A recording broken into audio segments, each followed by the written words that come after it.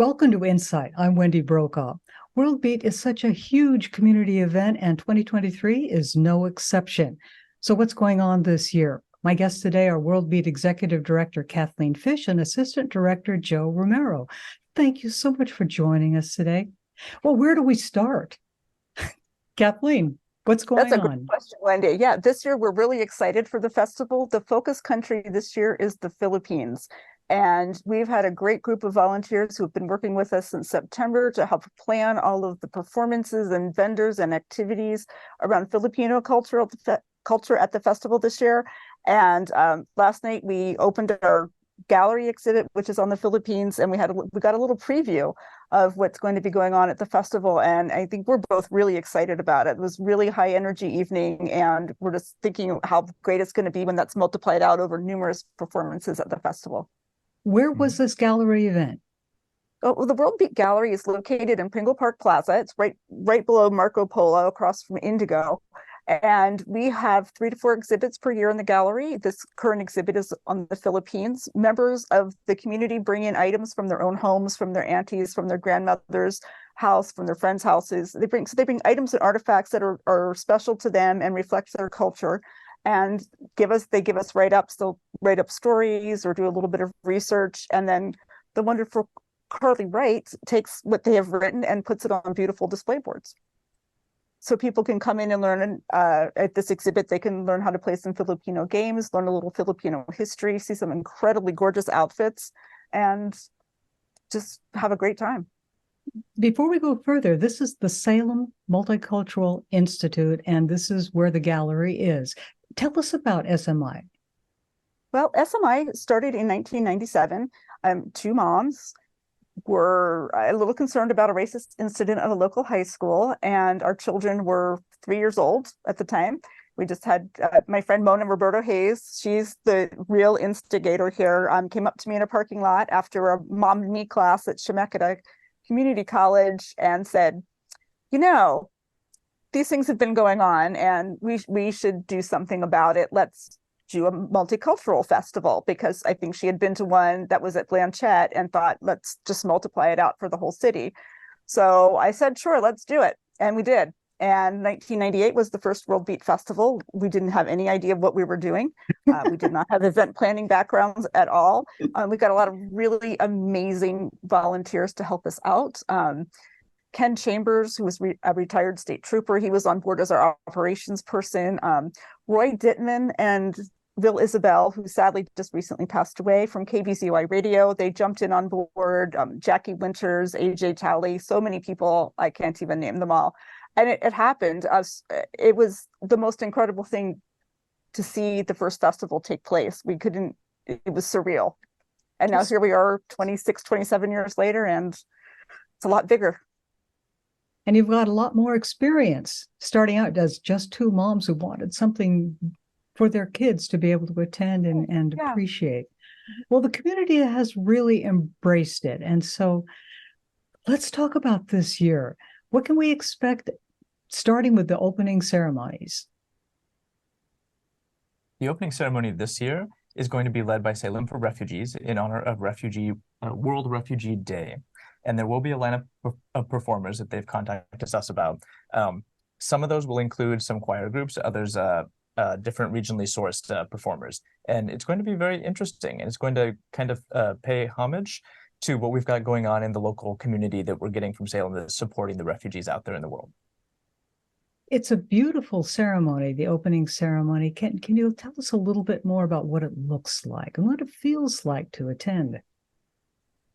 On Friday night, the opening ceremony is going to be reflective of Salem for Refugees. So that will sort of be the focus on Friday evening.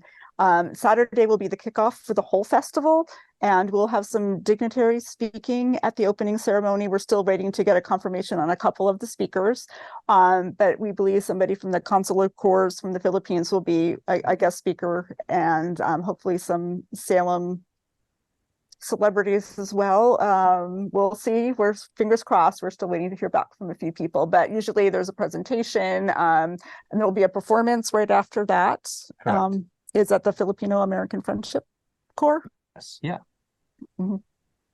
And also kicking off on Saturday morning will be a children's parade that starts at 9:45. Kids can take part in it. You just drop your children off at the North Pavilion at the Riverfront Park, and they will march through the park and then wind up on the stepping stage where there will be about a 45-minute children's program with interactive dances from a couple different groups. That's one So of the we're really excited about that. One of the wonderful things about World Beat, it is always something for everyone, and children are no exception. What else do you offer children at the World Beat? Well, this year we have 4 different children's activities booths around the festival, one in each village, and there will be different crafts and different activities they can take part in. For example, you might be able to do a Japanese cherry leaf blossom picture in the Asia Pacific village, or make a mini parol, which is the Filipino Christmas lanterns. There are a lot of different performing groups that are composed mainly of children. And it's a really great family-friendly environment. All of the kids' crafts that you do there are free to make and take home. Kids are encouraged to ask questions. They get little children's passports that they can carry around to the different villages and then get them stamped and then be entered for a prize drawing for dinner or a gift certificate. And so it's just a lot of fun. It's neat, having been part of it for so long, to see grandchildren starting to come to the festival now, or people who are in their 20s and 30s saying, oh, hey, I remember coming to the festival when I was 5. So it really does make an impact, leaves a lasting impression on children. And with each of these villages, they learn a new culture. They get to experience it and go on to the next one and have a passport and do it. It sounds wonderful. And then, of course, there's the food. Tell us about the food, because one of the reasons I like to go is because there's so many things to sample. Oh, yeah. There's a lot of food. That's my favorite part, too. We've got a very robust lineup this year, which is actually great, because last year it was difficult in the post-pandemic environment to get people to come back. But this year, the phone's actually been ringing off the hook. And in addition to a very large Filipino lineup this year, which we're very, very proud to showcase, as our focus country is the Philippines, we're also going to have a very robust lineup around the amphitheater and in the European village. Oh, and with the food, we will have a crepe booth this year. We'll have Zoro Paella will be there. We'll have Guamanian food, Cambodian street corn, which is new this year. As Jill mentioned, a variety of different Filipino food booths. Every year we have the Greater Salem Filipino American Association which is an all-volunteer group, does a great food booth with lumpia. And this year there will be maybe 1 or 2 other food booths coming down from Portland, and a Filipino coffee roaster as well. So I'm really looking forward to that, because we need all the caffeine we can get during the festival. Little India will be there, and there will be Nigerian food, Ola Elkanah from Flourish African Food and Spices, which is located here in Salem. We'll have a booth at the festival, and her food is absolutely amazing. my goodness, you have a lot of participation this year. Just how many groups and people are coming in? Do you have a kind of a tally? Oh, Not just food, but everything. We have about 80 booths this year. Yeah, 80 booths-ish, yeah. 80 booths. And at least 90 to 100 different performance contracts in the works. Mhm. And in relation Whoa. to, we're bringing back food demonstrations on Sunday, and we hope to have that finalized in the schedule by mid-June, where we'll have a full lineup of different food demonstrations that will be available to the public. Oh, that sounds absolutely wonderful. Getting back to the Philippine focus, Filipino culture in Oregon, what can you tell me about it? The Filipino community in Oregon is very large, very vibrant, and very, very invested in and proud of sharing their culture. One was so evident last night was how proud everybody was to be from the Philippines or be descended from Filipino parents and grandparents, and how much enthusiasm and just like pure joy they had sharing the culture. Rick, the choreographer, whose last name I will not attempt, he's from the Philippines. He works with Manny Pacquiao. He had the whole place dancing, even those of us who cannot dance. And I don't know, we've never seen anything like it at any opening reception for any of our exhibits over the past 20 some years. Filipinos. The 2022 Teacher of the Year in Oregon is a Filipina.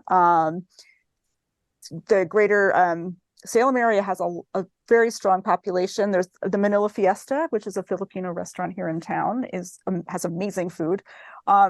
And one of the reasons why we picked the Philippines this year to be the focus culture was to honor Marissa Noonan. Marissa she's from the Philippines, and she was an early world beat pioneer who did all of the cultural performance work for the festival for a good 20 years. She has since retired, but she's done so much and left such a stamp on the festival that we wanted to honor her by showcasing the Philippines this year, and as a way to say thank you for everything that she's done. What kinds of things and what kind of occupations do There are Filipinos head toward? You mentioned food. Well, there's the lovely restaurant here in town, which I encourage everybody to go to. But there are a lot of Filipinos in the healthcare industry, not just in Oregon, but around the country and around the world. A lot of nurses, a lot of doctors, dentists come from the Philippines, and you just couldn't ask for a better contribution to this country. I mean, we have a shortage of there's a lot of shortages in that industry, so they're filling great gaps and doing an amazing job. Well, thank you for that. Joe, tell me about the dragon boat races. And you told me something a little earlier that, and I'm going to keep it a secret because I want people to find out from you about one of the participants in the dragon boat races. Well, actually, I'm not the expert on the dragon boat races. Kathleen is more of an expert than I am, as she's been around to help get that going from the beginning and is also participating on one of the teams. Secret's out. Busted. But yeah, how many will be coming to this year? I believe we have 28 teams signed up this year. Wait a minute. 28 dragon boat teams? 28 dragon boat teams are coming to the festival. They're coming from as far away as Seattle. They're coming from Portland and Vancouver, the Oregon coast, and there are very own Salem dragon boat teams. The World Beat Dragon Boat Club has four teams, and there's also a club in town called the Peace Dragon Warriors, and all of those teams will be participating. We have a couple community teams. Salem Clinic is racing this year as a community team, and those races are always really fun to watch because those are just members of the community who hop into a boat. They get 3 practices before the races, and we set them loose on the river with trained steers people and callers, of course, and all of your safety vests and things. Are you saying that somebody who just wants to see what it's like to go out on the Willamette and paddle around and compete in these races can actually, they don't have to, what do they do to get involved like that? Well, if you want to join the World Beat Dragon Boat Club, you can go to our website, or you can call the office at 503-581-2004, and we will be more than happy to sign you up to join a dragon boat team. Two of the teams are women's teams, and there are 2 mixed teams, and they range from very competitive, hard training teams. The Salem Water Otters are it's 2 great teams, and then we have a cancer survivor team, all-women cancer survivor team, the Unsinkables. And the other mixed team, which is also amazing, are the Highland Roosters. They are probably our most creative and energetic and just really fun team. And then the other team, women's team, is the Angry Unicorns. What was it like for you? What's it like for you? Tell us about it. You've been there. It's the best thing to get out on the water. I recommend it if you ever want to join us. Just come on out. We will give you a paddle, give you a life jacket, and kind of show you what to do. The Dragon Boat Club brings together, it's like the festival, it brings people together from all walks of life, all ages, all backgrounds, and whether or not they're athletic or they're just trying a sport for the very first time in their life. You get in that boat with 20 other people, and it's just magic on the water. Unless there's jet skiers, don't get us started on that. But they create a little excitement with the wake. No matter how bad your day is, how stressful things are, after you've been out on that river for an hour with, 20 other people, you come back, you're relaxed, you feel good, and I really recommend it. And you get to see Salem from a whole different viewpoint. So it's a lot of fun. How did that become incorporated into World Beat? The whole idea of dragon boat races? Oh, geez. Well, I have to really go back into my memory banks. Mona had been interested in inviting some of the teams down from Portland to just see if having a dragon boat race in Salem would work, just as a kind of as a display, as a way to draw people to the festival, not to have a club or anything. And then Captain Chesbrough from the Willamette Queen got involved, and a woman named Erin Zeisitz, who was the real rock star of the Dragon Boat Club. She was working for World Beat at the time, and she took over club management, making sure everybody had waivers signed and paid their dues and such. So she really was very instrumental in getting the club launched here in Salem. And it started with just a couple teams, and now we're up to 4 teams, and it's really fun.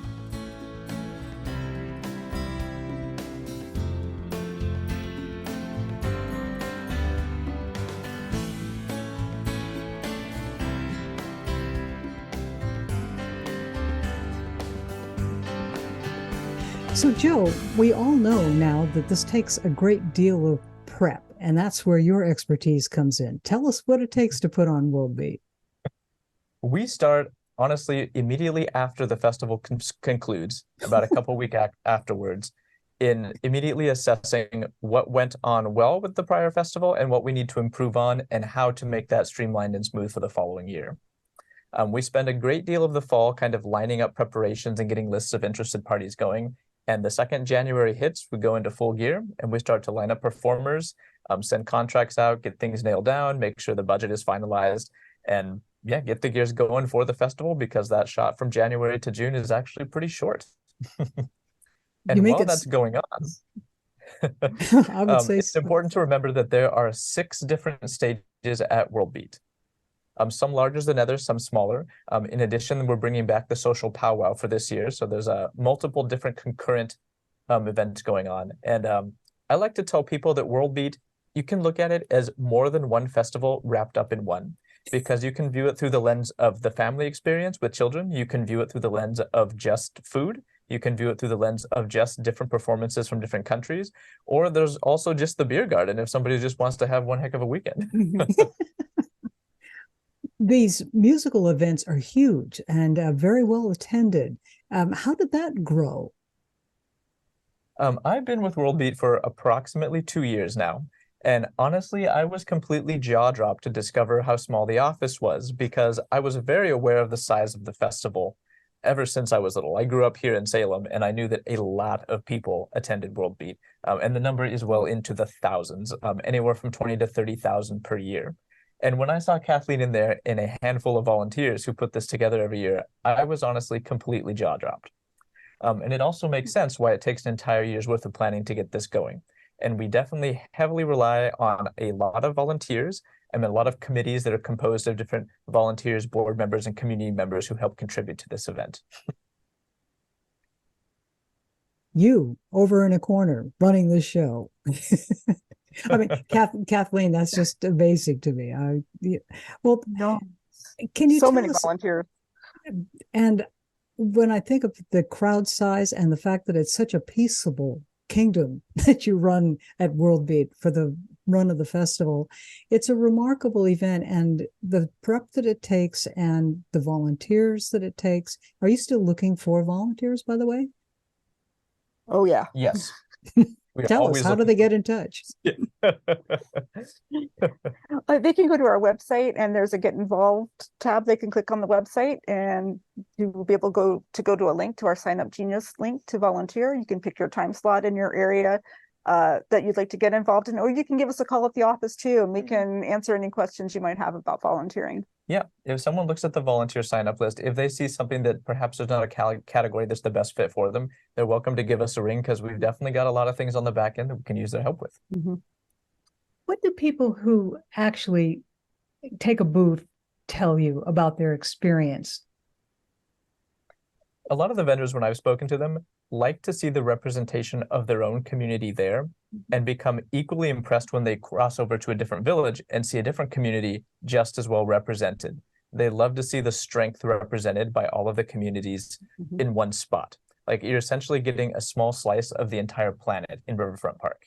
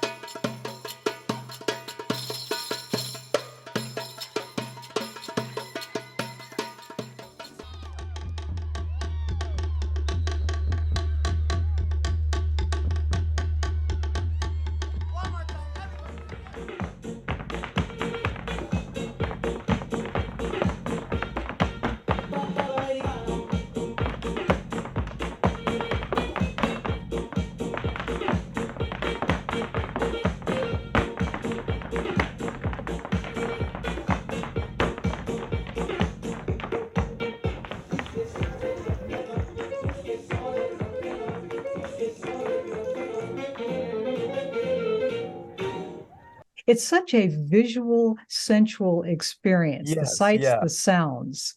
The memories that kind of stick with me are when parents are taking their kids through the villages and the child is stopping and so pulled away looking at some of the regalia and costumes on by the dancers that it's almost becomes like a pseudo magical experience for them, especially the younger ones. Like you see this look of wonder on their face because they've never seen something like this in person their entire life.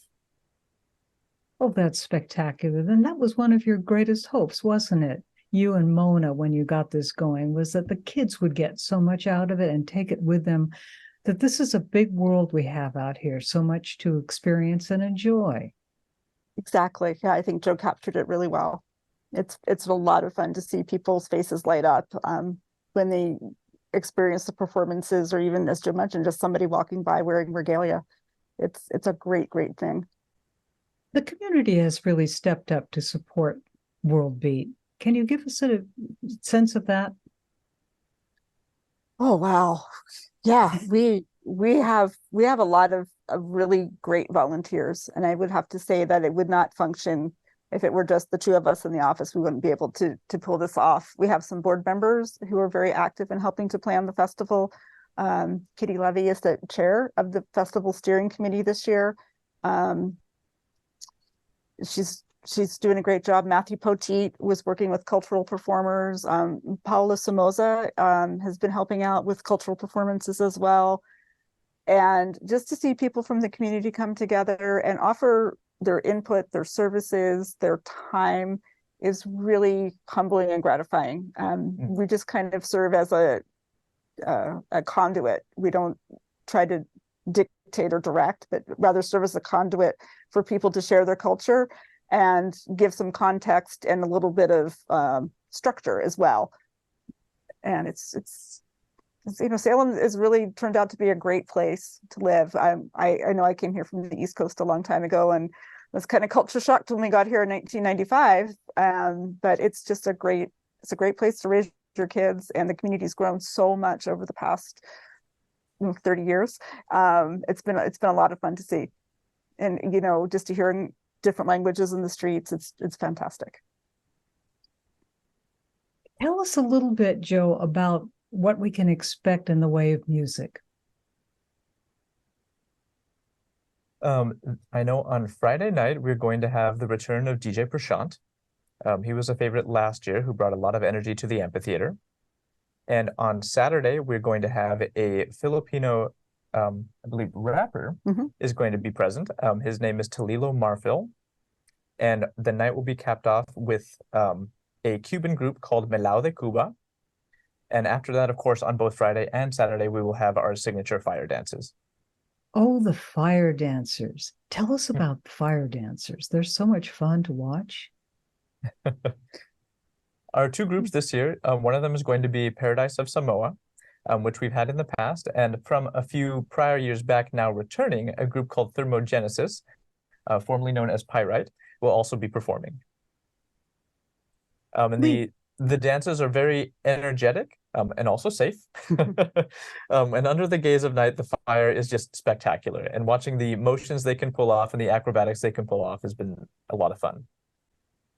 So many wonderful things go into World Beat. And tell us how it ends. How does this festival end?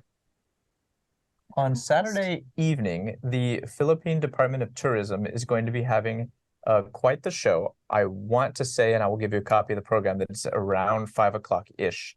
We'll be featuring a choreographed multi-dance performance with live music.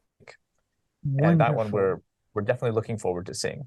That is probably going to be the highlight of the whole weekend, just based on what we saw last night at the gallery opening reception. Oh, we can't wait. It's going to be amazing. Well, thank you for that. All right, let's wrap up what happens to World Beat at the very last of the festival, the whole thing. Yeah, on Sunday evening, there's an event called the Parade of Nations, where vendors who are participating in the festival who have either already signed up to have a flag representative at their booth, or if they'd like one, are able to line up in this parade, and it's essentially a ginormous show of all of the flags present at World Beat. It's quite the sight. Oh my goodness. And then that's the way it ends, with that whole flags, the parade of nations, really showing the beauty of the festival. Wonderful. Well, thank you so much for giving us a glimpse of what we can expect. And I love the look at World Beat Past and how it got going and how it's grown over the years. Tell us, if they want to learn more about tickets and anything else about the festival, give us your website. www.worldbeatfestival.org. Great. Well, Kathleen Fish, you were the founder with Mona, Just Two Moms, of World Beat way back when. Thank you for being our guest. And Joe, you've been wonderful giving us your own experience with this. Joe Romero, starting as a kid. If that isn't coming full circle, that's great. Thank you for joining us today on InSight. I'm Wendy Brokaw. I like World Beat to show the diversity in little small town, so we can learn each other's culture. If you just look around us right now, you'll see so many different cultures which are in Salem itself, which is so nice to be able to see that in one place, and which is why World Beat really is a really great idea.